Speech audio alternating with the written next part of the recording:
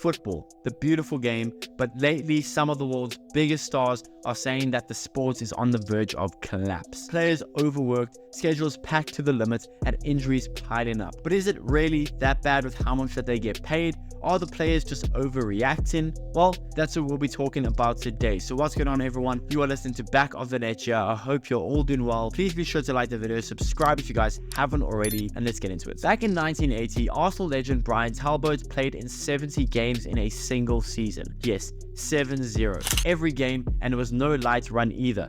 FA Cup, Cup Winners' Cup, the whole 9 yards. At one point, Talbot collapsed on the team bus after the FA Cup final. A few days later, he was out there playing 120 minutes, hit another final, and even scoring a penalty. No sports science, no substitutes for most of the games, no fancy recovery methods. The dude just got through it. But now in 2024, footballers like Rodri, Laporte, Van Dijk, they're all saying that they might have to go on strike if the workload doesn't get cut down. So what's changed?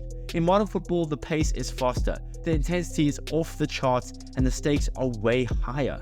Players today are running faster, covering more ground, and doing it all at a level that players in the 70s and 80s couldn't even imagine. So it's not that players back in the 70s and 80s weren't working hard back then, they were. But as sports science and the game evolved, so did the expectations. Everything from the diet to the recovery is optimized to push these athletes to their absolute limit. And that limit, well, it's starting to show cracks. Rodri is one of the best midfielders in the world, if not the best. He plays more football than almost anyone else. From Manchester City to Spain, he's playing game after game, every competition, every international break. And just a few weeks ago, he said players, well, they might have to go on strike if things don't change. And days later, he unfortunately suffers a season-ending ACL injury against Arsenal. Coincidence?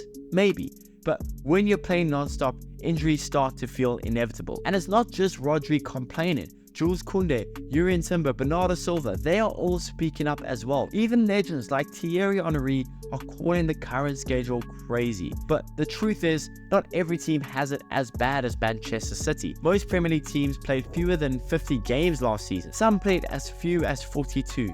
So why is this such a big deal then? Let's look at the numbers. If Manchester City go all the way in every competition this season, that's the Premier League, the FA Cup, the Champions League, the League Cup, you name it, they could play up to a maximum of 68 games.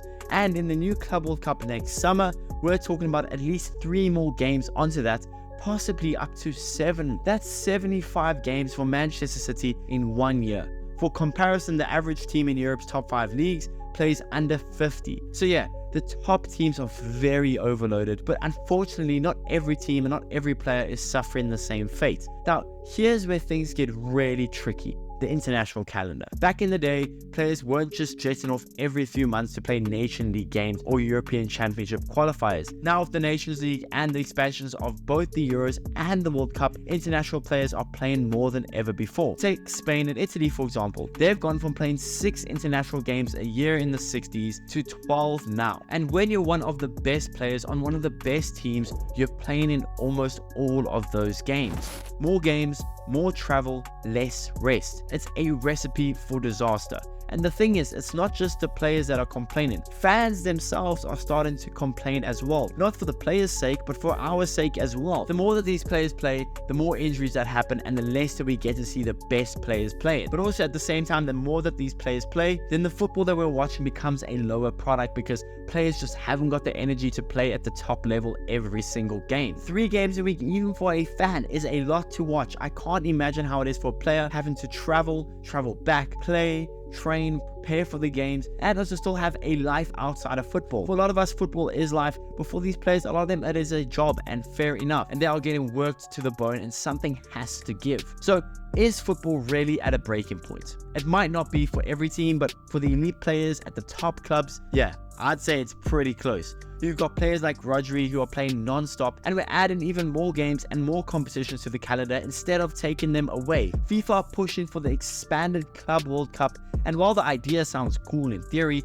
there's little demand for it from players, clubs, and fans, and players don't need more games. They need fewer games. They need more breaks. Something has to give. The PFA is calling for a mandatory 3-week off-season for all players and a maximum of 50 to 60 games per season. And to me, that sounds reasonable. But with the way that things are going right now, we're headed in the opposite direction. Look, football is faster, bigger, and more intense than it's ever been before. But at what cost?